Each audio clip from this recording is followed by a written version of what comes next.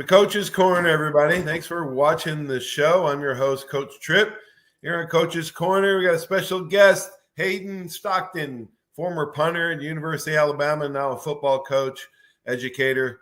Coach, thanks for being on the show today. Hey, glad to be here. My gosh, you're a punter. We're going to go through the history of Alabama punters a little later on in the show. But Okay. I want to start out. You were born and raised in Double Springs, Alabama. Talk about your hometown, your mom and your dad, and any siblings that you had. Yeah, I was born in Double Springs, Alabama. Very small town, very small community, very non-athletic place. Just one of those things that I was fortunate enough to be in.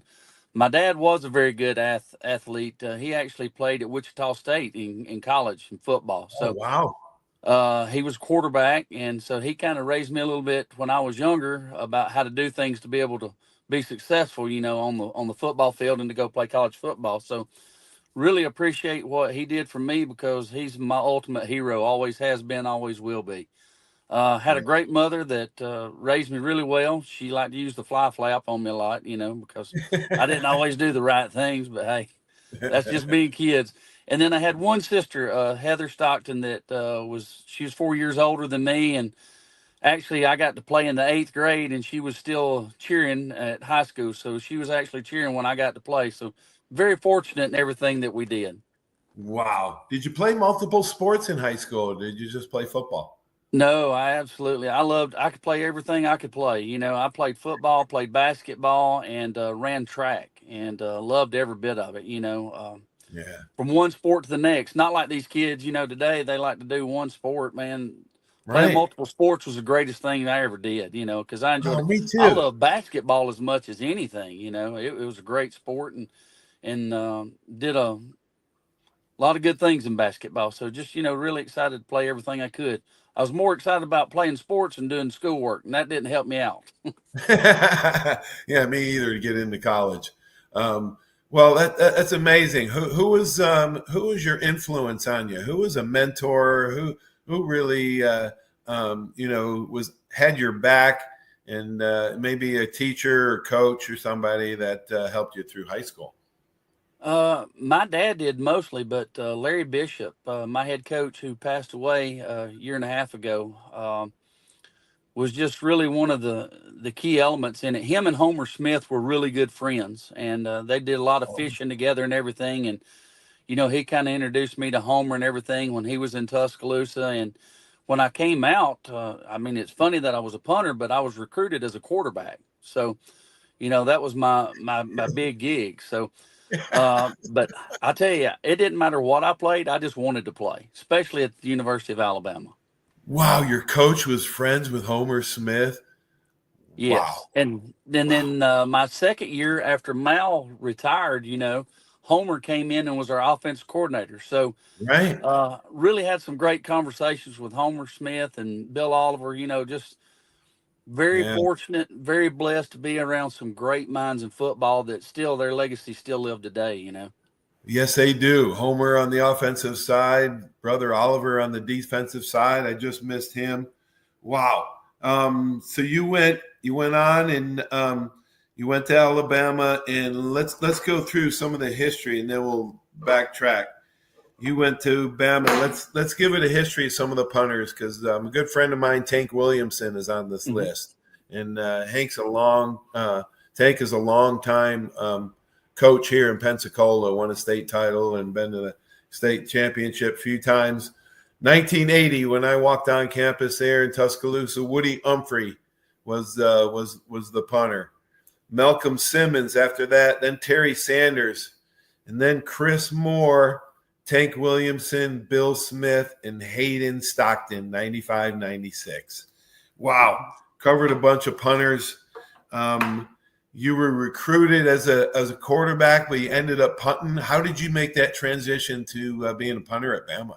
Well, that was one thing that I always did in high school. My dad taught me to punt because he actually punted at Wichita and played quarterback and wide receiver. So from a young age, he actually taught me how to kick. Yeah. So it was a long process because like I said earlier, I messed up with my grades, and coming out, I didn't make a high enough score on my ACT, which meant that I had to go to junior college for a year. Oh, And wow. I spent 1 year out of school, going part time to get my grades up to transfer into Alabama, because that basically the reason I lost my scholarship. So it was a hard road, but it was one that I think developed me into being who I was and what I do now. So from a true experience, grades are very important when it comes to the kids and what they do and what they're doing now. Going to college. So as soon as I got back down there, I transferred in. Randy Ross stayed in contact with me, and I walked on and became a fullback. And I'll never forget, during two days, I was watching some guys kick, and Larry Kirksey was our running back coach. And I said, Coach, I can outkick them. And he looked at me and he said, that's a bunch of BS. I said, no, Coach, I'll tell you I can kick it.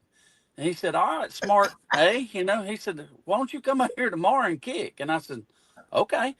So the next day we come out there and he said, all right, Stockton, let's go over there. Well, I go over there and I hit about 4 or 5 punts, and he looks at me and he said, damn, you can kick. And I said, well, I told you I could kick. So it wasn't 2 or 3 minutes. I caught Coach Stallings' eye, and Brian Deal was ahead of him, and he was kicking and everything. And Coach Stallings walked over there and he said, I think you need to come over here every day. And I said, well, I'll come over here. I'll do whatever I need to do. Because at the Yeah. time I was playing fullback against the 92. Are you still there? Yeah, there you go. You're back. Yeah. Yeah, I was playing fullback against that 92 defense. So it was really crazy. Wow. Holy cow. Those guys were rushing you. It wasn't just the scout team. Man, oh Right. man, what a story. What a great story.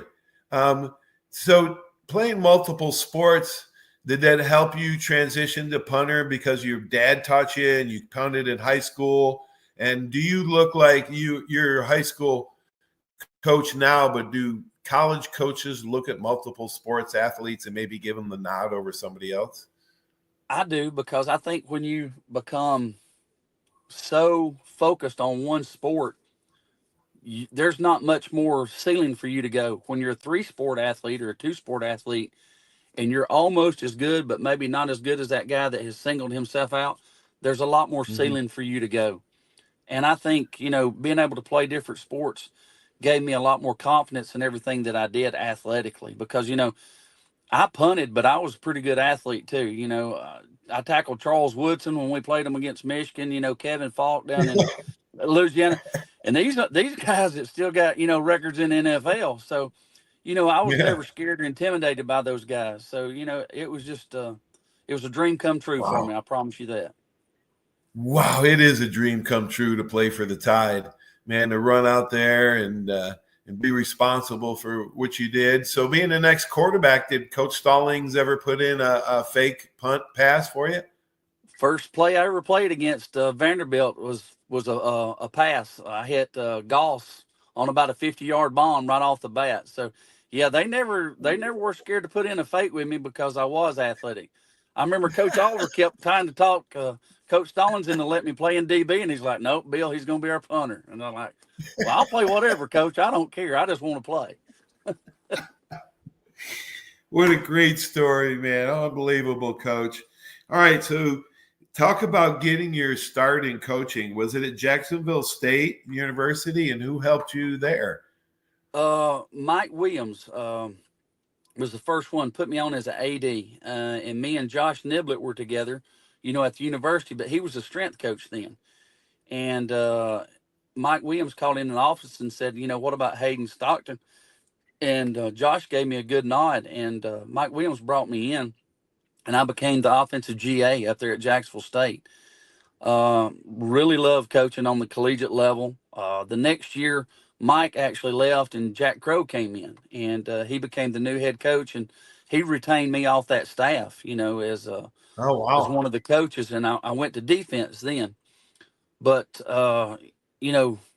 coaching in college is one thing. I absolutely loved it, but I know the time and the effort that it took. Right. And me and my wife, I talked to her because that's where I actually met her, was at Jacksonville State. And I told her, I said, my dad was always involved in my life, and I love coaching football, But I know a lot of college coaches that at the end of their days, they say, I never really got to see my kids. So we made the decision to Yep. move to high school so that I could see my daughter and my son, as they were being raised and be a part of their life, because that means more to me than anything when it's all said and done. Oh, hey, man, I'm glad you said that. I did the same thing.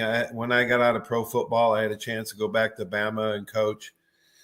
And I had a little girl and married, and I didn't want to work 80, 100 hours a week for $22,000 and not see my kids. It's Yeah, not see them demanding. grow up. So I made the decision not even to get into coaching till I was 35, 40 years old, Hmm. and till my kids were a little bit older. But yeah, that time you can never recover, and it's gone in No. 10, 15 years. It's gone. And so, yeah, that's awesome. So talk about your high school. You coached in 4 state title games. You have 1 title. Talk about some of those teams that you have coached.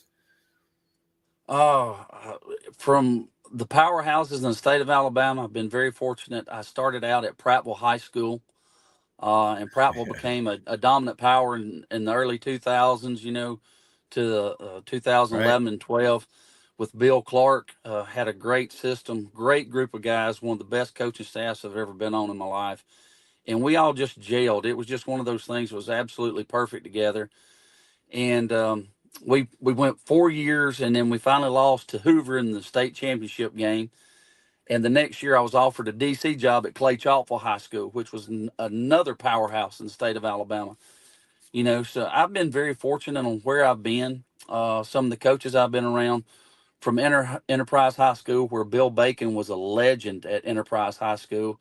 And then, Phoenix right, City, Alabama, where we beat Thompson in the state championship back in 2018. And was very fortunate at my high school. We actually played for a state championship against Reeltown and lost 9-7. We actually ended Hazelwood's run of like 5 state championships in a row. So I've been very wow. fortunate, and God's blessed me and put me in a lot of places to see some great athletes and great people. And I tell you, I take nothing for it. That's for sure. Coach, you still with us? Yes. Coach, can you hear me okay? Yes, I can still hear you. Can you hear me? Yeah, I can hear you now. I Okay. can hear you now. Can you hear me okay? Yes, I'm good. All right. All right, let's talk about the man, Coach Gene Stallings. What a guy. I mean, tell the story about Coach. Did he talk about Coach Bryant? Talk about the staff he had too.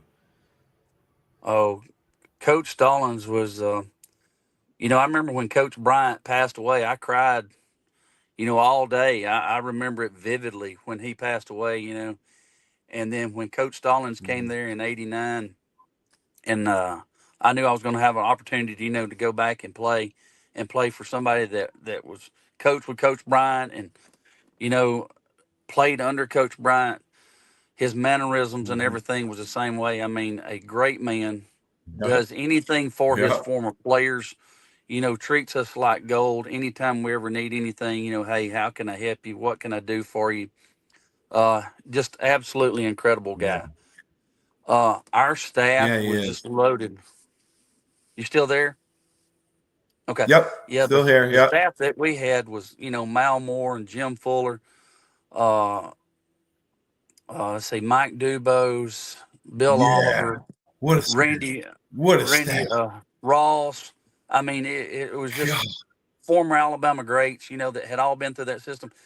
And I'll say this, I love those guys, but I love them because how hard it was going through there. It's like 6 a.m. workouts. You know what those are.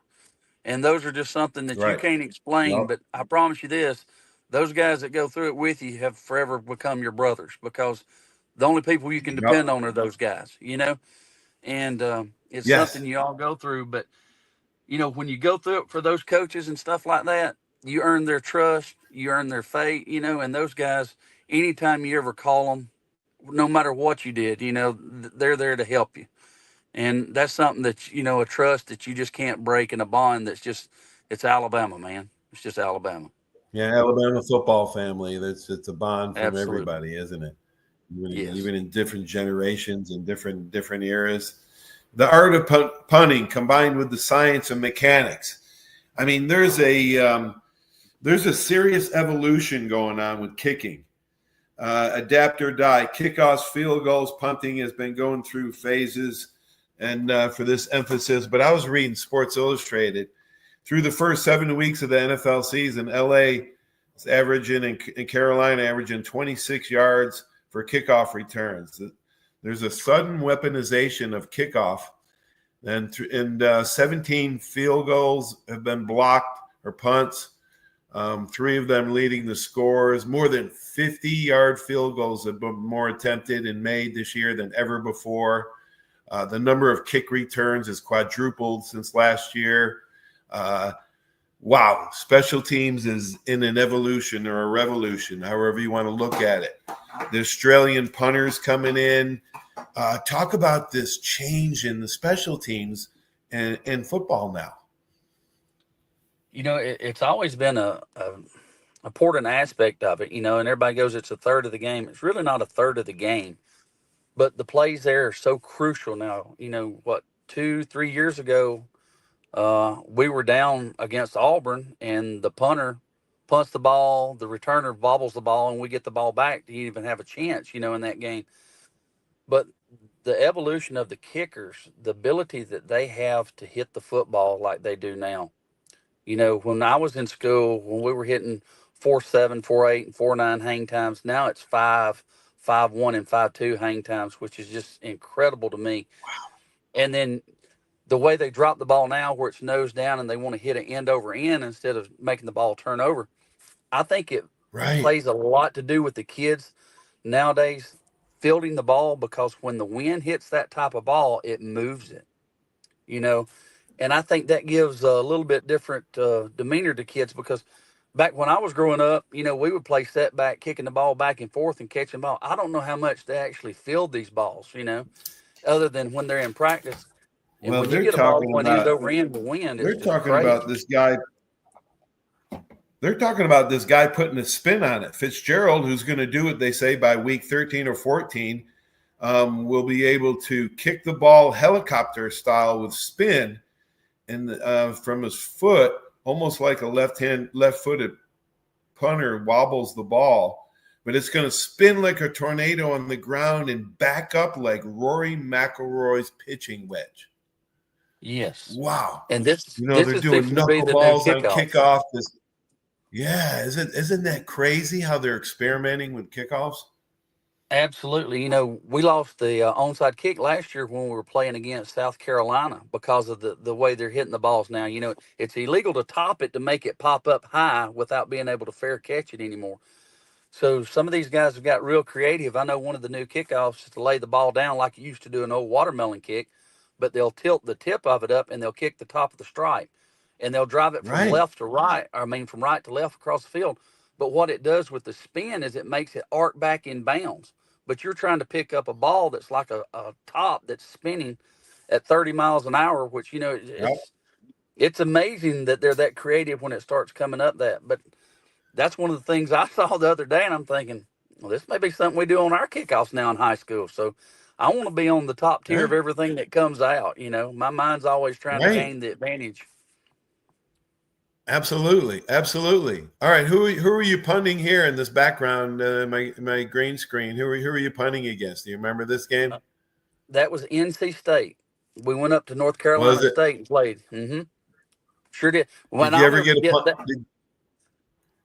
Go ahead. Yeah, did you ever get a punt block?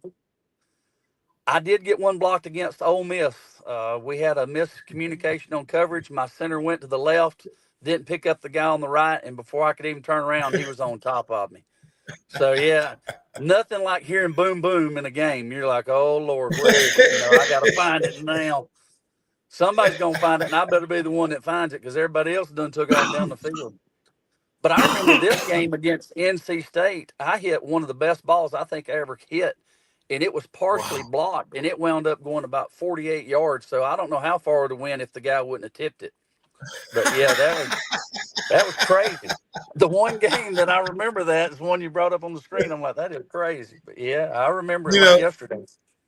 our good friend Tank Williamson booted one in the Iron Bowl record, a punt in the Iron Bowl record. It still stands today. He must have booted an 80-yarder or something in that game over their head and gone.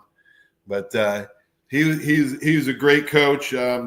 Who else did you learn the punting craft from? Was you your special teams coach, or did you have a personal coach back then? Not like they do now. Even middle school kids have personal kicking coaches now. Yeah.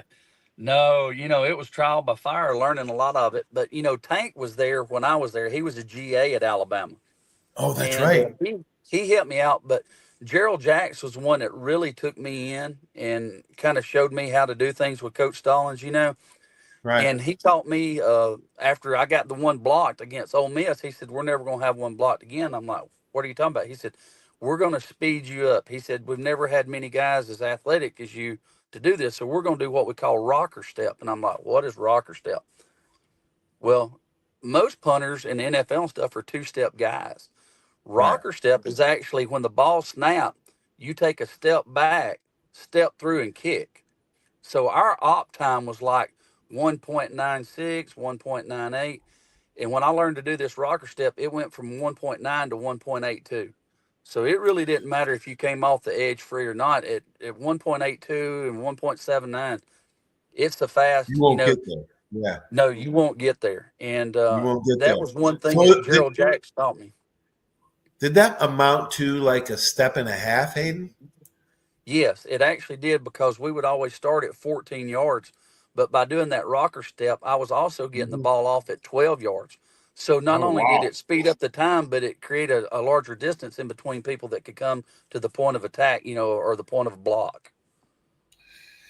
Why have so many Australians gotten into college and NFL punting now?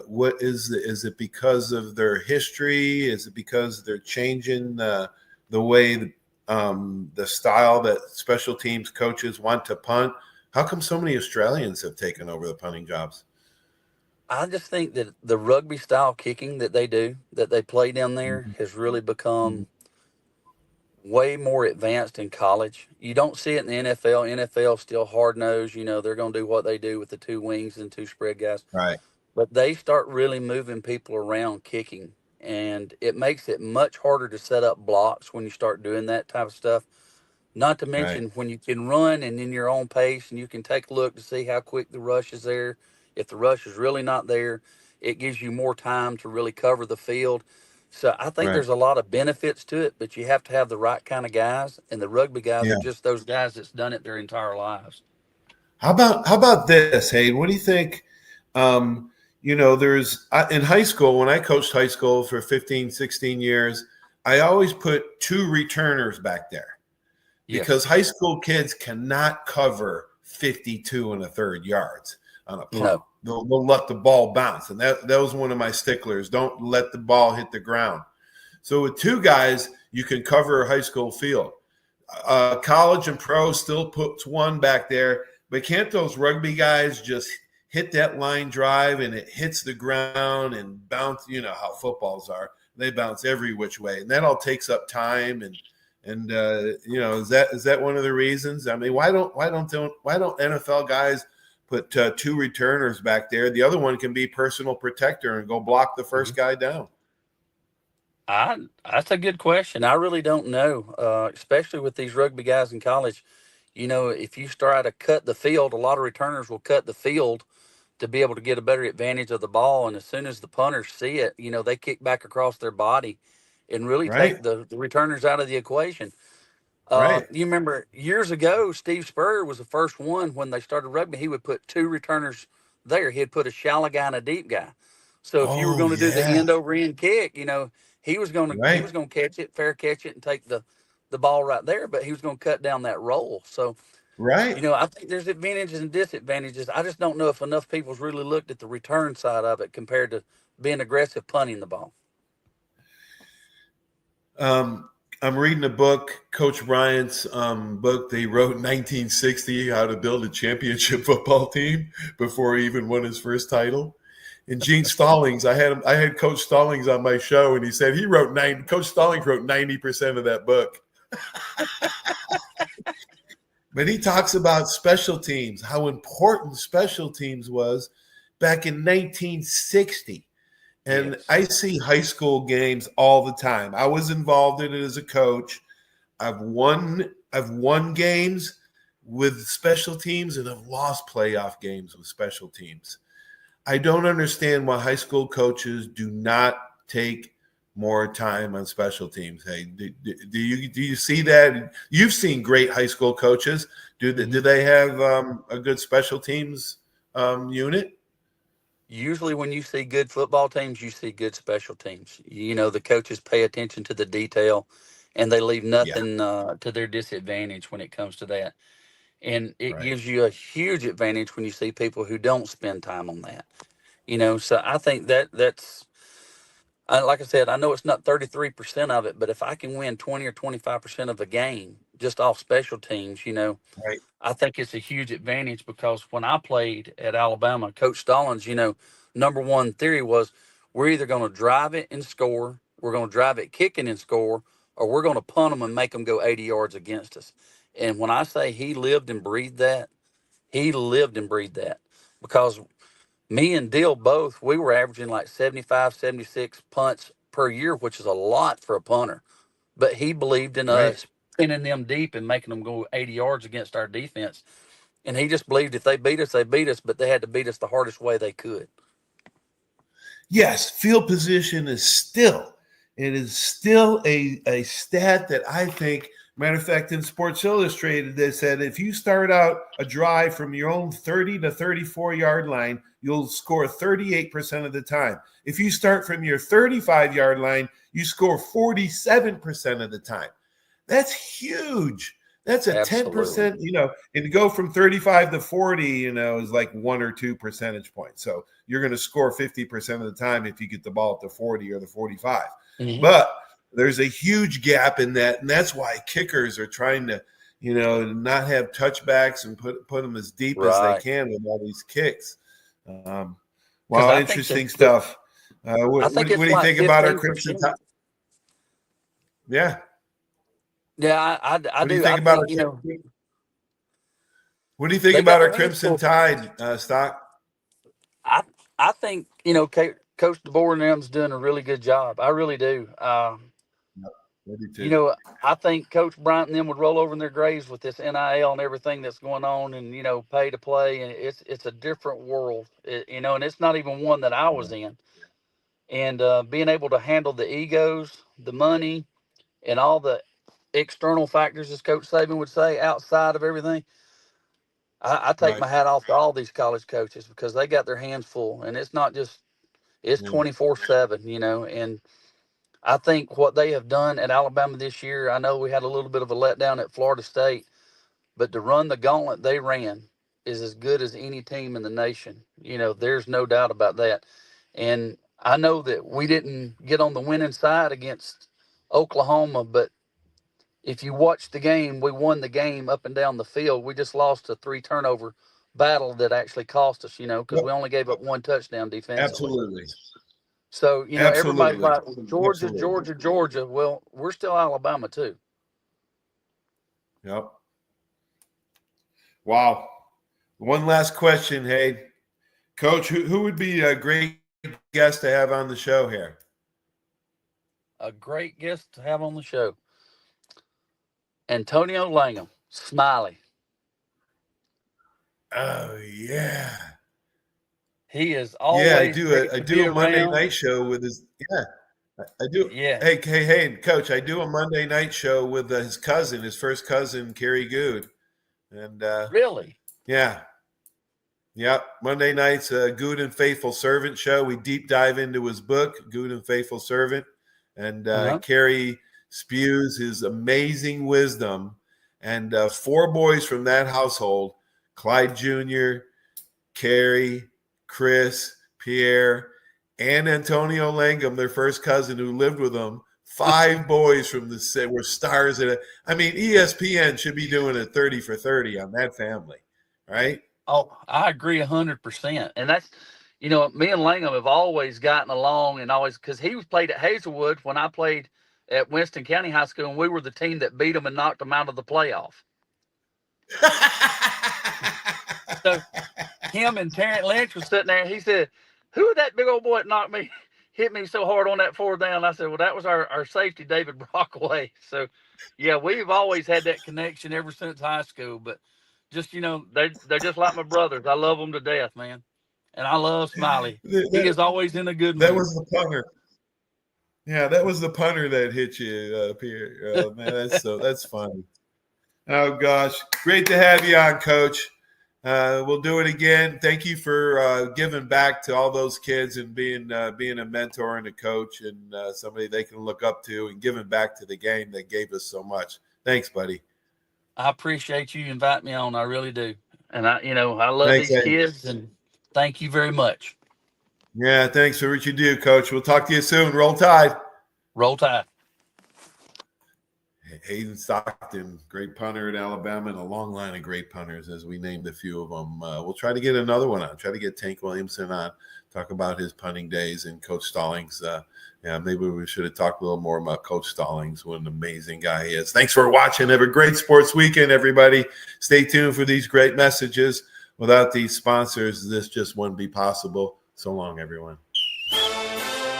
When it comes to buying your next car, truck, or SUV, you need a team that puts you first. Here at the Sandy Sansing dealerships, we're proud to serve Pensacola and the Gulf Coast with the best selection, trusted service, and deals that work for your family. Just like great coaches build great teams, Sandy Sansing builds lasting relationships with every customer who walks through our doors. Because when it comes to finding your next vehicle, there's only one name to remember: Sandy Sansing can.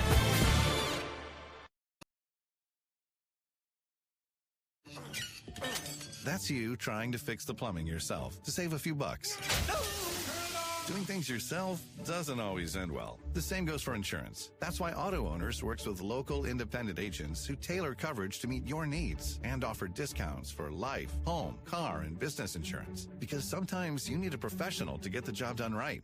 That's simple human sense. Arbitrium Consulting for all your fencing, landscaping, pressure washing, tree trimming needs.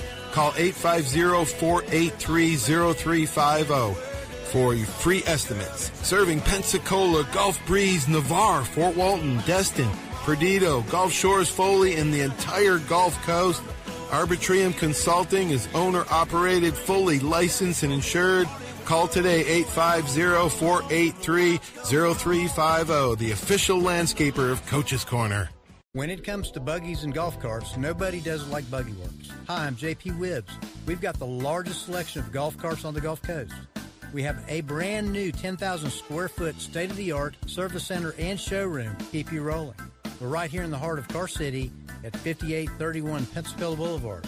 Open Monday through Friday, 8 to 5, Saturdays 9 to 3. Check us out at buggyworks.com. Buggy Works. Come by and see why we're the #1 Denago dealer in the nation. Are you riding around in a filthy vehicle? Dirty car no more. Visit Ronnie's Car Wash today to get it shining in no time. They have 3 convenient locations with another coming soon. The unlimited monthly wash packages start as low as $14.95 per month with free vacuums, multi-purpose spray, and towels. Visit them in Gulf Breeze, Navarre, Fort Walton, and soon Crestview. Don't wait, wash today. Be sure to see Ronnie's Car Wash on Facebook to see the latest specials and discounts. You'll be riding and shining in no time.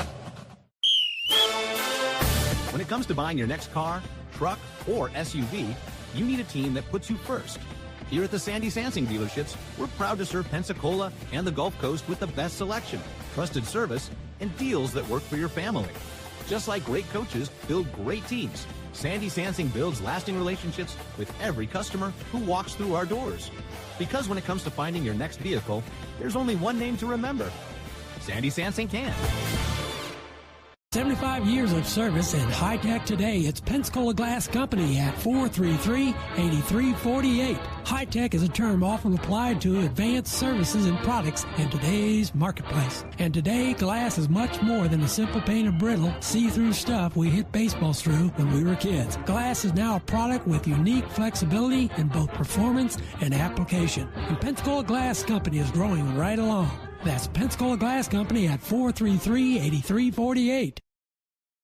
There's a reason why Hill Kelly in Pensacola is the #1 selling Chrysler, Dodge, Jeep, Ram dealer between Jacksonville and New Orleans. While other dealers have taken advantage of a competitive market with higher prices, Hill Kelly has discounted prices to the lowest of the year. And Hill Kelly in Pensacola won't surprise you with excessive charges beyond the selling price. Come see why people from Milton, Pace, Foley, Bay Minette, Daphne, Gulf Shores, Mobile, and beyond are driving to Hill Kelly in Pensacola to buy their next new Chrysler, Dodge, Jeep, or Ram. At Hill Kelly, the bottom line price and your satisfaction are what really matter. So before you sign, check the bottom line and make the trip to Hill Kelly in Pensacola to see what true local ownership can do for you. At Hill Kelly Chrysler, Dodge, Jeep, Ram, Highway 29 in Car City, Pensacola. Or shop online 24/7 at hillkellydodge.com. When it comes to bottom line pricing, nobody beats a Hill Kelly deal. Nobody.